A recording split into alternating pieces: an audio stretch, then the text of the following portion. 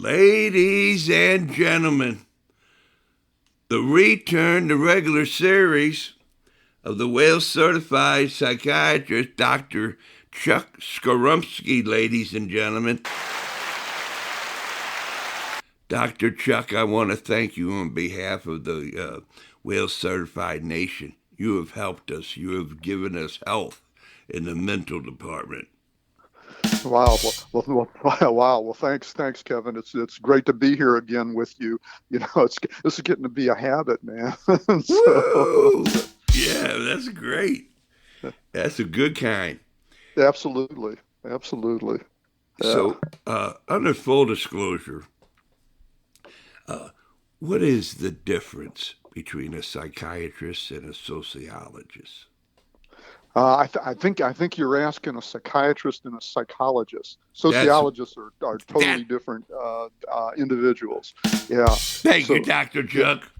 yeah. And so a psychologist is somebody who has a PhD, a clinical psychologist and a research psychologist. They have PhDs in psychology, doctoral degrees in psychology, I should say.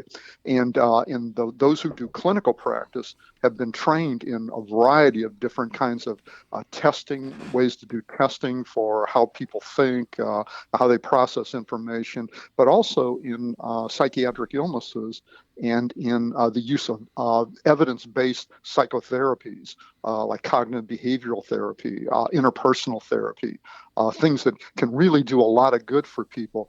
But they are not medical doctors, and that's one of the fundamental differences. Is psychiatrist, which is what I am. Are individuals who've got medical degrees. They've graduated from medical school. They've done residency training in psychiatry, which is a four-year training program beyond medical school, and they have expertise in brain disorders, is what I would say, in psychiatric and neurological illnesses, and in how brain dysfunction leads into psychiatric problems and how correcting brain dysfunction can contribute to the therapeutics of psychiatric illnesses. So the psychiatrists in most places are the only people who can prescribe medications, the psychoactive medications and other meds for that matter, since psychiatrists are trained in medicine in addition to their subspecialty in psychiatry. So they're able to prescribe medications, but the psychotherapies that the psychologists are really major experts in are extremely important parts of mental health care treatment. And psychiatrists have some expertise in that, but I would say the psychologists in general, particularly the very well-trained psychologists, are really experts in that form of mental health kind of treatment.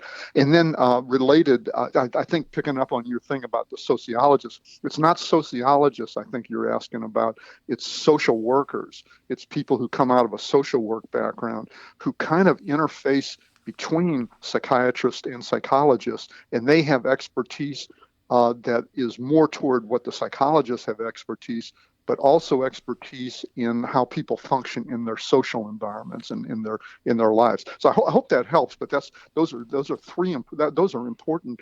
It's an important question, Kevin.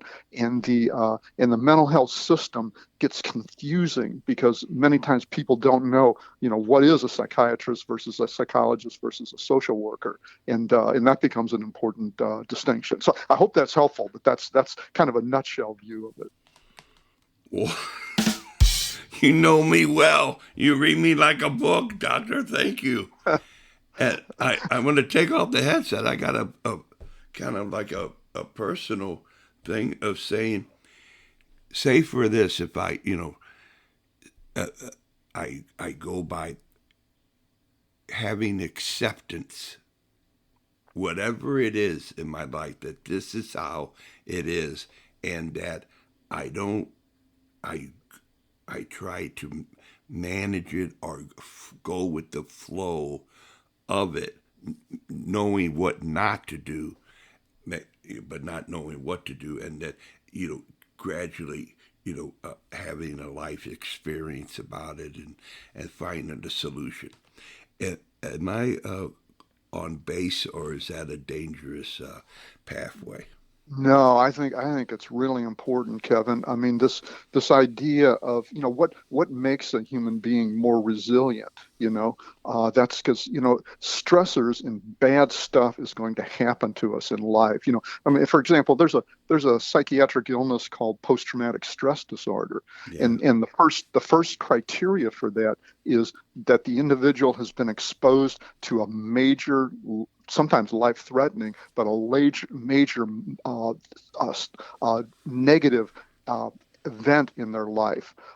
Well, the bad part of it for being human beings is almost all of us have had major bad things happen to us in our lives. Where you grew up, how your teenage years were, how your adult years were. We've all been exposed to really bad things. So that's not the marker of illness. I mean, that's the norm for the human population.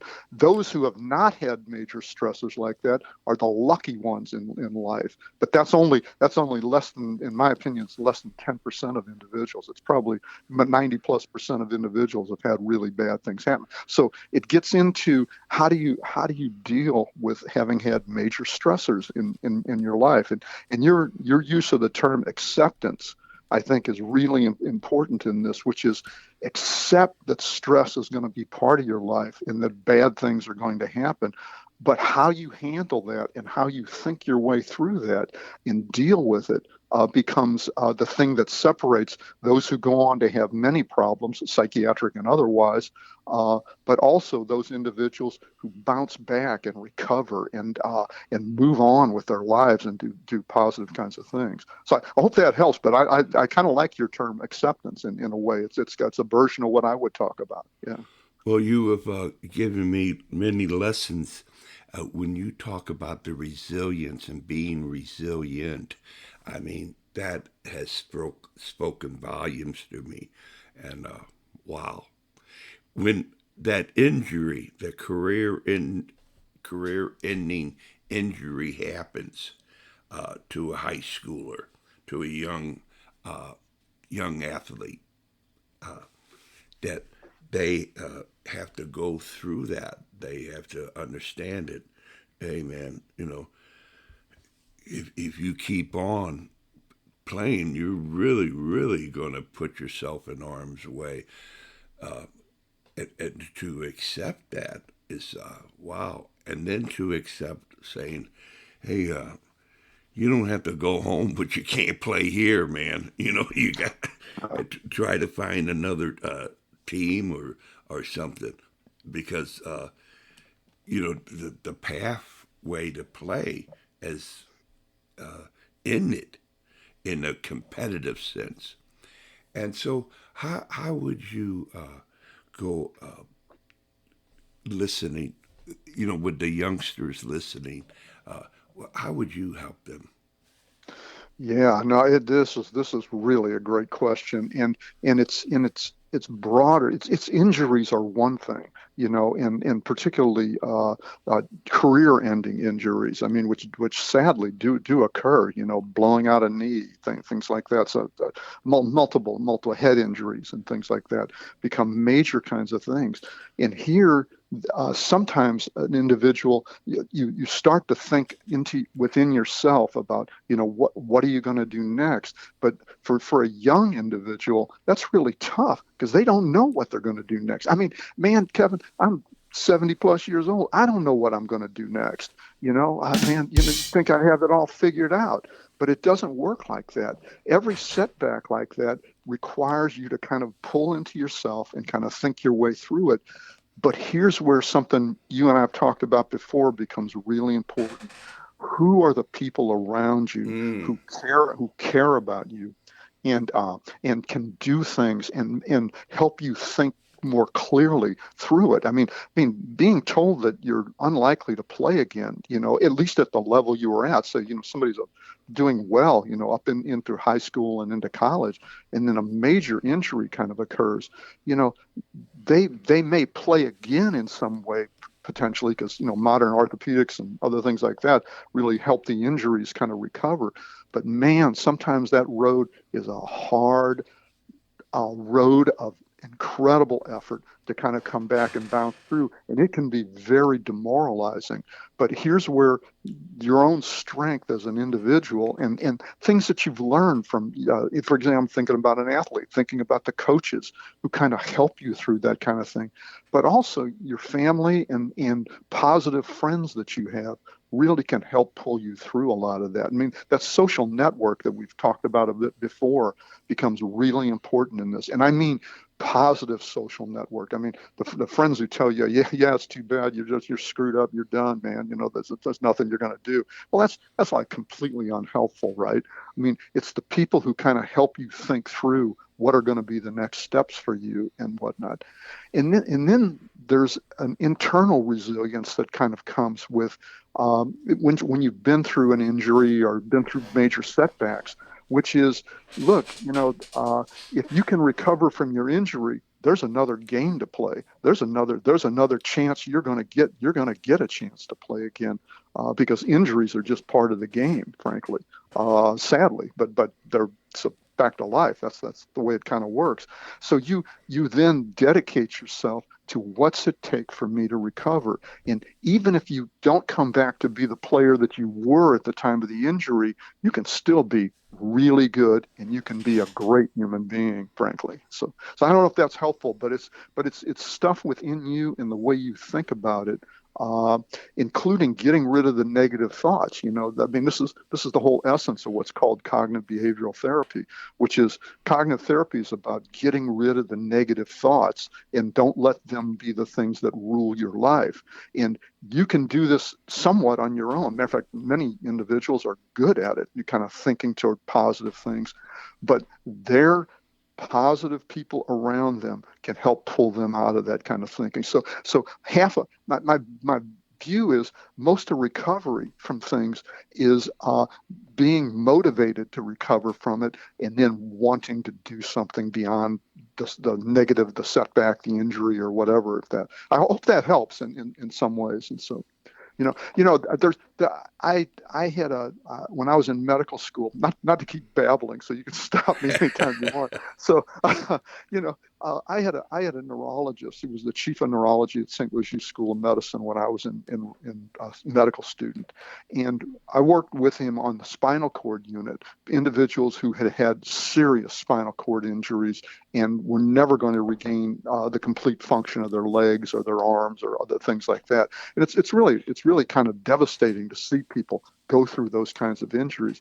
But he used to say things that stuck with me my entire life, and he said them once, and this is how important it was to me. So he says, somebody who's had a spinal cord injury, for that person to walk again requires a couple of physical things. One, you got to have a back that's straight, or we can surgically make straight or straighten out for you. And then you have to have certain amount of degrees of being able to flex and extend your hips in order to walk. Those are the first two big things. But the third and fourth things are exactly what I'm trying to say. His third thing was the individual who's going to walk again must have some place to go. And fourth, they must have something to do when they get there. And his point is that a human being's mental drive and resilience is what will make them sometimes walk again out of a severe injury like a spinal cord injury and things like that. So I hope that resonates. But that has never left me. That has stayed with me since I was a fourth year medical student.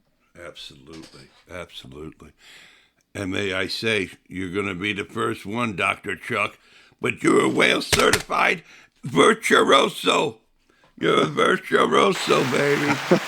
Oh, man, that's a whole nother category. Wow. Yeah, that's right, and that's, and I'm so proud of you coming from the north side and being able to attain that personal award.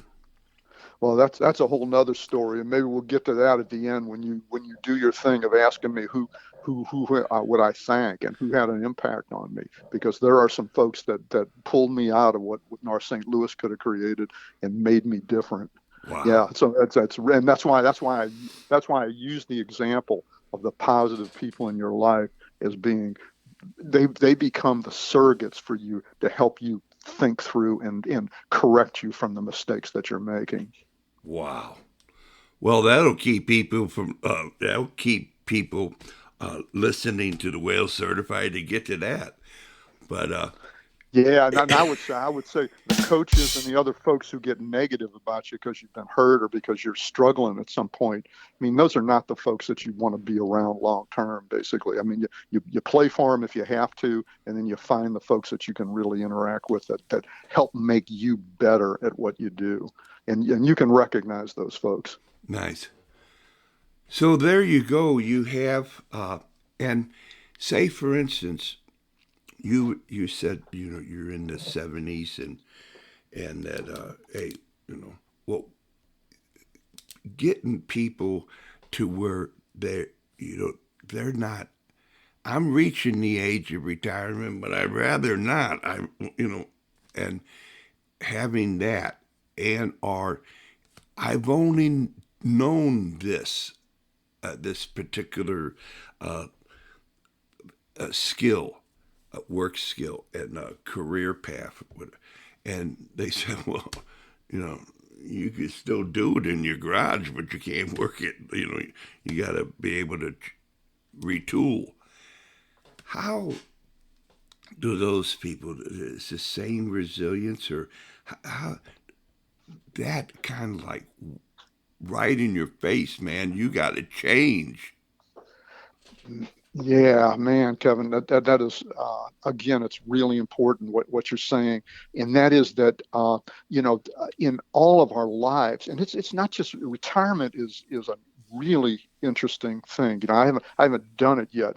Mind you, I'm over 70, so I haven't figured out a way to do that. I actually think retirement for many people is a very difficult state of life. You have to get ready to retire, and you have to think really carefully about what you're going to do in retirement that's going to keep your brain active, keep you physically active, keep you financially active for that matter, and where are you in all of that? So it's not something that you wake up one day and I'm 65 or 70 and bam, I'm retired. Well, that's a bad way to go into it. So you've got to be kind of prepped along the way for it. And this gets into and this actually gets into athletic training and things like that. Like there are a couple of books I'll mention if you want to hear about this stuff. Please. Uh, there's there are different approaches to thinking about how do you take a kid, adolescent, and turn them into really good players and stuff. Well, one school says you take them at age as soon as you recognize them, and you make them monofocus. One thing. You're going to be a soccer player. You're going to be a baseball player, and we are going to train you to be the greatest thing on the planet. And there are many skills in life. There's the book I'm referring to and thinking about is by a guy named Anders Ericsson, who was a psychologist at the University of Pittsburgh, I believe. And his book is called Peak. And it is about how many things that we think are pure genius are not pure genius. You can overlearn those skills. And what I'm talking about are things like singing with perfect pitch. By the way, I couldn't sing to save my soul. But apparently with training, you can turn human beings into having perfect pitch.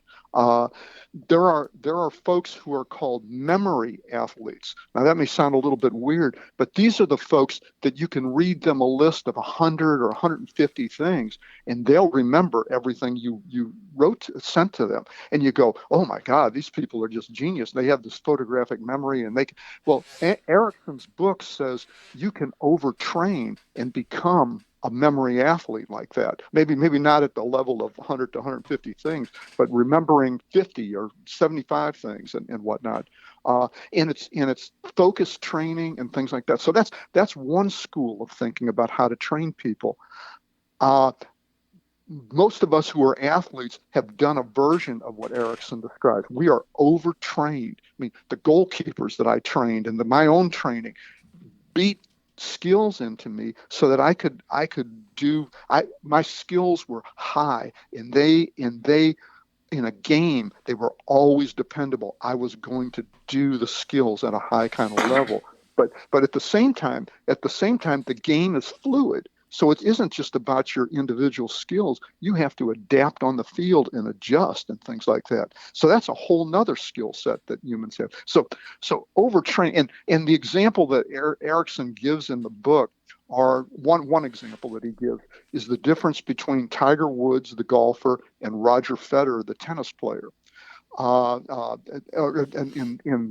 this, I'm going to come back to that. I'm going to come back to that in a minute. But that's Erickson's premise, is that you can really overlearn skills and do things that humans don't think they're capable of doing. And that's a great way to approach things. But the second approach is that you let people be generalists. You help them and foster them to be generalists. And this is a book that's called Range, R-A-N-G-E, that you've got a range of skills. And the author of that one is a guy named David Epstein. And in that book, he talks about overtraining in one thing. And this gets to your thing about career switches and that. Overtraining in one thing where you are so focused on only one thing may not be the best strategy for most human beings. And I think he refers to it as something like the triumph of the generalists, the folks who have multiple skills that they can then incorporate into other things in their life. And he's the one that used an example of Tiger Woods, the golfer, versus Roger Federer, the tennis player. Tiger Woods, from very early in life, was trained to be a golfer, and God, did he become a great one, right? I mean, my God, he blows most of us away with what he was capable at very young ages of doing. Roger Federer became one of the greatest tennis players in history. But Roger Federer wasn't a tennis player for most of his life. He was a soccer player and other stuff. He played multiple sports, did multiple things, and picked up tennis, I think, as an adolescent, and becomes this great player. But Federer has this general skill set that he calls upon, even when he plays tennis, to make him into a player. So it's a real question, Kevin. Then, when you take a kid, what should you encourage them to do? Should you drive them like the Erickson thing to be a peak performer in one or a few things, or do you let them be generalists like Roger Federer in that? So I don't know if that's helpful, but the generalists have the ability to adapt to many things because they have multiple skills. And I would say soccer and sports helps you to become a generalist in many ways because of the fitness that you have to do and many other things like that. So anyway, I don't know if that's helpful, but that's a way to think about the skill sets that go into as you face career change, as you face retirement. Is what are the broader skills that you have beyond your one thing in medicine or whatever it might be. It never gets old, Doctor. You're well certified virtuoso. Man, well, that was a long-winded way to say, being flexible in one's life probably is the best thing we can all do, right? So. Wow. That's beautiful. Man. Jack, boy, that opens up a can of tuna, baby. Yeah. Wow. So, we have this, and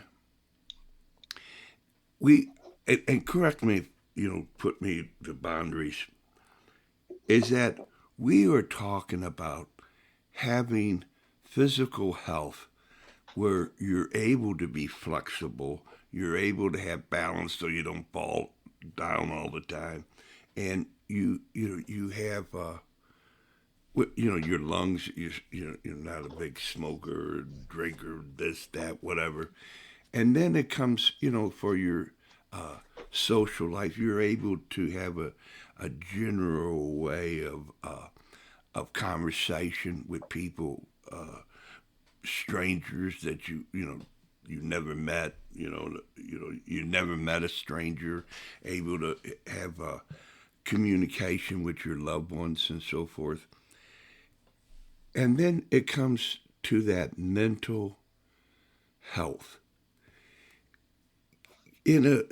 Because you're a virtuoso, can you give us a little something for the band, us in the orchestra, about how can we really feel and kind of like saying, I checked the boxes. I've checked the boxes about the mental health of one's self being. Yeah, and again, here's where others around you can help. Is listen to the folks that are talking to you, and what I mean by that is the folks who you come to know are well intentioned for you, and mind you, that's a tough distinction sometimes to know whether somebody's got your interests at heart or whether it's their interests that they're trying to push on you. But those who have your interests at heart can help you think through kind of the we all can get into negative thinking, right? I mean, you lose a game, for example, or something bad happens at work. The default is to start blaming sometimes yourself, but sometimes others.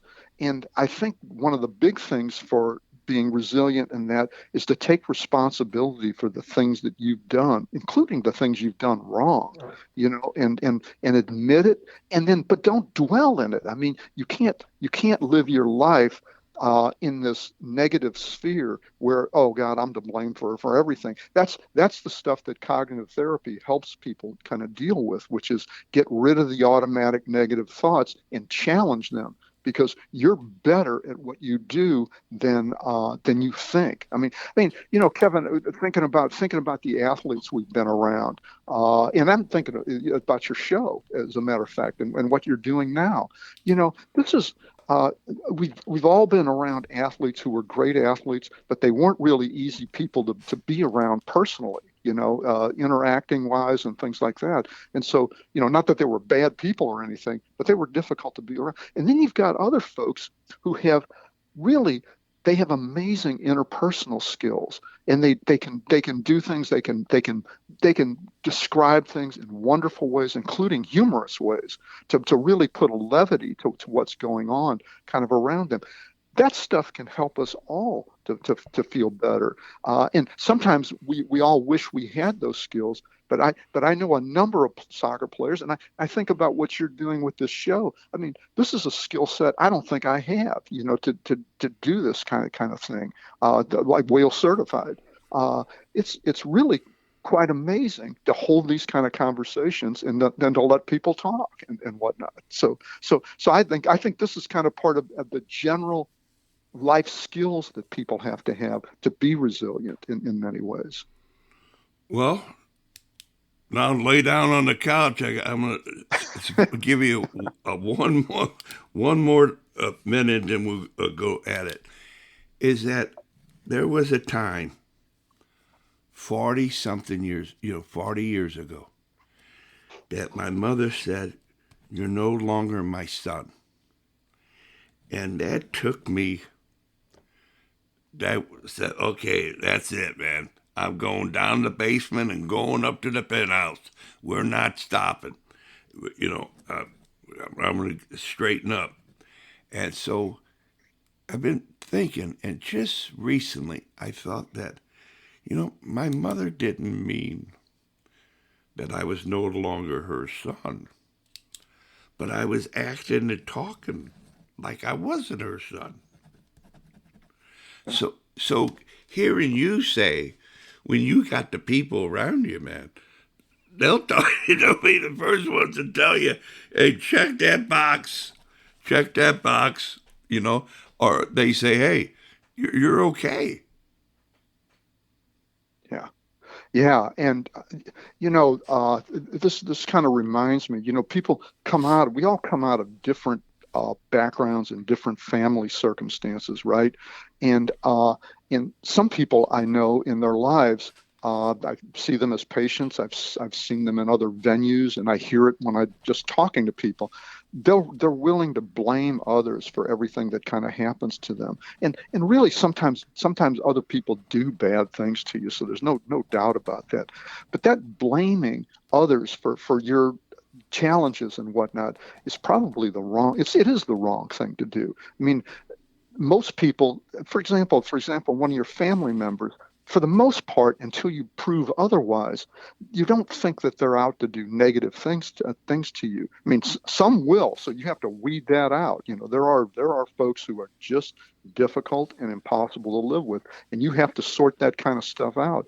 But in general, our kids and others, they're going to screw up, right? They're going to make mistakes. I mean, we all have done it, And when you described the thing with your mother, I'm positive you screwed up in some way, because man, I know I did it, and did stuff that was just wrong, But this is more for the parents who might actually be listening to this kind of stuff. And this is a lesson not only from my life, but from my own kids and other things like that. So in addition to being a doctor, I'm a scientist. I'm actually a neuroscientist, and a person who knows something about mental health. But I run a department of psychiatry that's interested in the genetics of psychiatric illnesses. That's a big path to better treatments, better diagnosis, and things like that. And there are only, I'm not a geneticist, but there are only a couple of laws of genetics, behavioral genetics, that I really understand well. And one of them says something like, when kids are, before they're mature, kids look like the peer groups that they're in, not like their family. And so the friends they hang with is what they look like. So if they make some bad choices in the kids they're hanging around with, they start to look like those kids. But it doesn't mean they're bad kids or bad people in their own right, given how the family might actually be. But as those kids grow into adulthood and mature, instead of looking like their peer group, they start to look like their genes. And if the genes in the family are those of good people and things, your kids grow out of the bad phases that they're in and become better adults. And I use this as an example. I mean, I tell you personal stuff. I've got two sons, who both could have been athletes. As a matter of fact, one of them was a better than the other one athlete, but they were athletes of sorts. But they really hung with their friends, and they really didn't care about doing all the rest of the stuff. As a matter of fact, at some points in their lives, I wasn't sure they were going to get out of high school, much less go to college and other stuff like that. Matter of fact, there were times, but I'm going to get killed for saying this because some of them are going to listen to this. Matter of fact, there were times I wasn't sure they weren't going to jail for stuff that they were doing, and whatnot. But we hung in there with them, as tough as it was. And then we hit a time around the age of 25 or 26 for those individuals, and all of a sudden, they're sounding like my wife and me, and they're living their lives way differently than I thought they would be living their lives. And they matured into, as I said, in the laws of behavioral genetics, they mature into looking more like their genetics, their parents, than they do about the peer groups that they were in. And my lesson in this is don't give up on your kids. Now sometimes a kid pushes you to the level where you really can't live with them in that.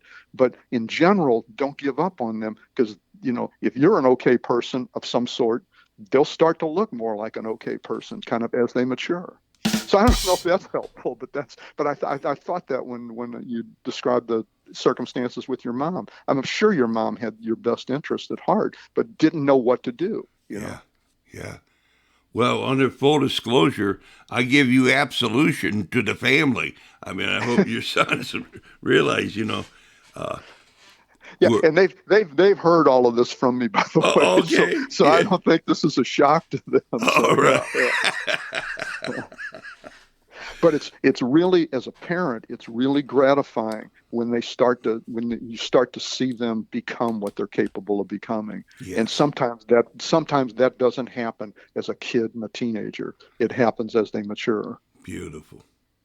Okay, Doc, this is your time to be able to say anything you want to say to anybody you want to say it to, for as long as you want to say it for. Have at it. Well, Well, thanks, Kevin. And like I've said before on some of these, I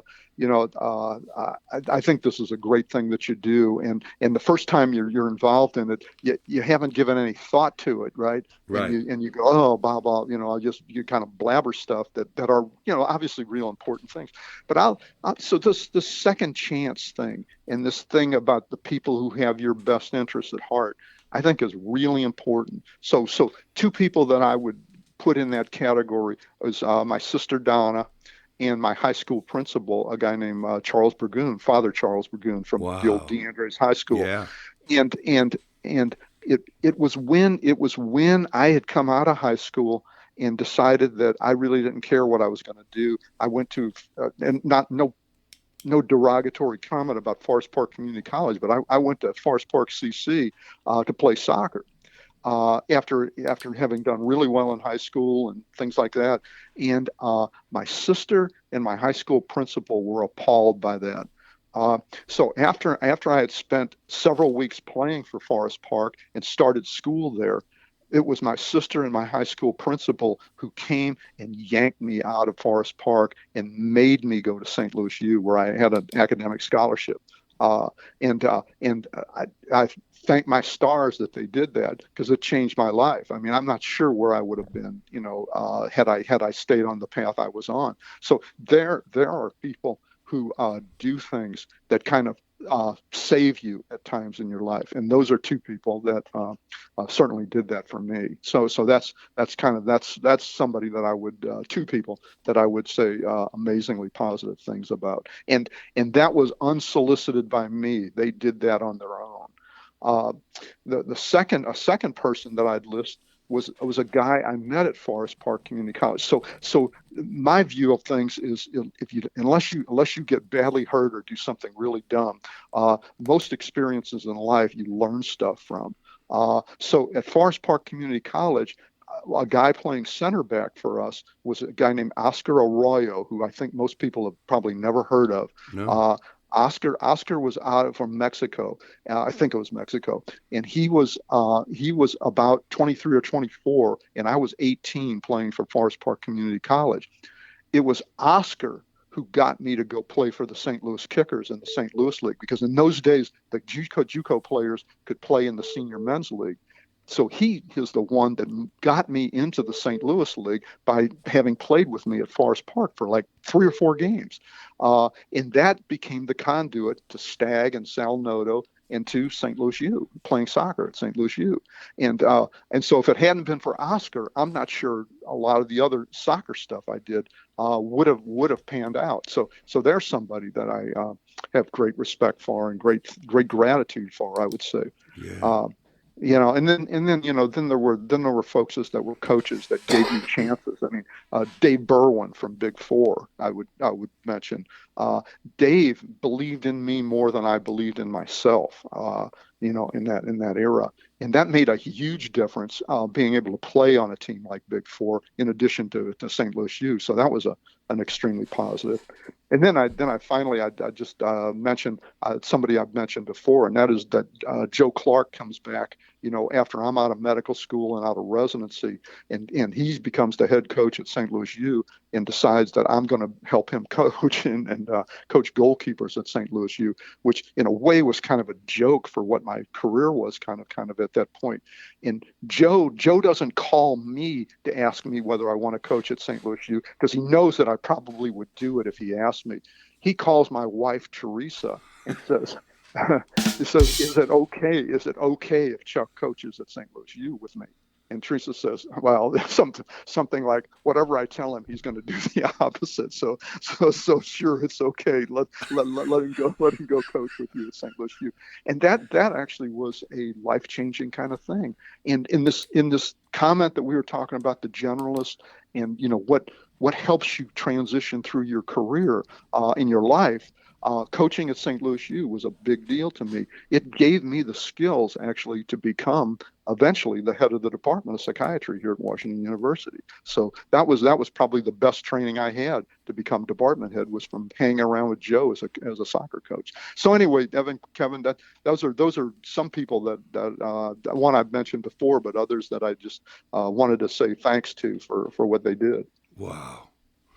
Well, I don't know your sister nor Oscar, but all the rest of the people that you mentioned, there's never been a bad word said about them.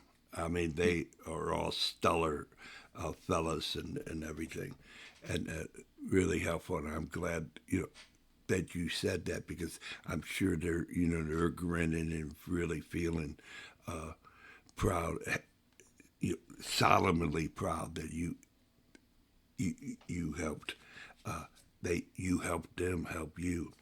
So man, those are the big guys. That's why you're the virtuoso, baby. That's why you're the first one. Yeah. All right then. Well, Kevin, I hope that these conversations help others to kind of think about some of the problems and I don't mean to drag folks through a lot of stuff from my life and whatnot, but it's pointedly, that I've done some stuff and had some real successes, and that's great. It doesn't always turn out like that. So along the way, though, there are people who really make a difference in your life, and you got to look for them, and you got to understand and recognize them. And sometimes you don't recognize them, Kevin, until it's after the fact. I mean, like Oscar, for example. I wouldn't. Your talking to me made me think about Oscar. And that's not something I would have done, but it was a big turning point for me in my life. Beautiful, man. Beautiful. Well, like I said earlier off air, talking to you is one of the when people see me on the street and everything. The ones in Texan is the one more talked about episodes that I've ever had, and I've had close to 400 of them, and so we're doing good. And I Thanks, Kevin. I think it's because I say outrageous stuff. nice, little shock, yeah, little shock podcasting. Well, I hope you that I pass the audition and you allow me to have some more time with you. So sounds good, Kevin. I don't know that what else I got to say, but hey, whatever. We Yeah, just hang yeah, out and just chat. So r- that sounds good. right on. Yeah. And under full disclosure, I can't sing a lick either. But I think if we sing some Marian hymns, I think she'll help us out. There's an important topic. That's exactly right, brother. There is a certain resilience that comes from that. Absolutely true. Yeah. Yeah. Okay, man. And yeah, and just unbelievable. Thank you so very much, Dr. Chuck Zorumski, and you understand you're the first Wales certified virtuoso, and other people can be Wales certified if they only try. So there's the best to you. Okay. I I think that is absolutely correct, Kevin. Great. All Yep. right. All right then. All right, man. Take care. All right then. Bye Bye. bye.